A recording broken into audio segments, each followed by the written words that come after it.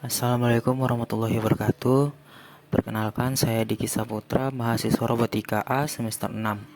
Di sini saya akan mempresentasikan terkait teknologi computer vision yang sedang dikerjakan pada proyek PBL atau yang sudah digunakan pada proyek PBL kami. Apa itu computer vision? Computer vision adalah ilmu yang dapat memungkinkan sebuah komputer bisa melihat benda atau objek yang berada di sekitarnya. Dengan kemampuan melihat objek tersebut, komputer mampu menganalisis sendiri benda atau gambar yang berada di depannya sehingga informasi tersebut dapat menghasilkan sesuatu perintah tertentu. Pada PBL kami menggunakan kamera stereo Z Mini, yang mana output dari kamera Z Mini merupakan citra RGB dengan resolusi 2560 dikali 720 dengan masing-masing frame beresolusi 1280 kali 720, dan dengan mendeteksi objek kami menggunakan YOLO.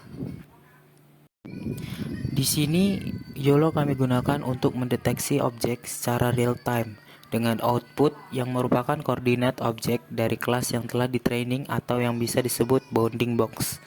Jadi tidak hanya mengklasifikasi kelas saja, tetapi juga bisa mengetahui posisi objek dalam suatu frame citra.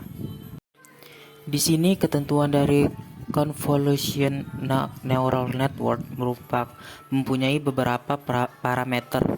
Di sini terdapat 7 parameter, yaitu PC sama dengan probabilitas kelas, BX dan BY adalah koordinat titik tengah bounding box, BW dan BH merupakan ukuran bounding box, dan C1 dan C2 indeks dari kelas yang terdeteksi yang dicontohkan sebagai bola kasti dan bola kaki. Di sini jika C1 bernilai 1, lalu C2 bernilai 0, maka kelas C1 yang terdeteksi oleh citra. Dan apabila C1 bernilai 0, lalu C2 bernilai 1, maka kelas C2 lah yang terdeteksi oleh citra. Dan jika tidak ada kelas yang terdeteksi, maka probabilitas kelas akan mengirimkan nilai 0 dan tidak mengirimkan data apapun, karena tidak ada bounding box yang mendeteksi bahwa di situ terdapat objek. Algoritma YOLO mengadaptasi dari metode convolution neural network, yang mana ketika mentraining data itu harus bernilai angka karena neural network hanya mengenali angka.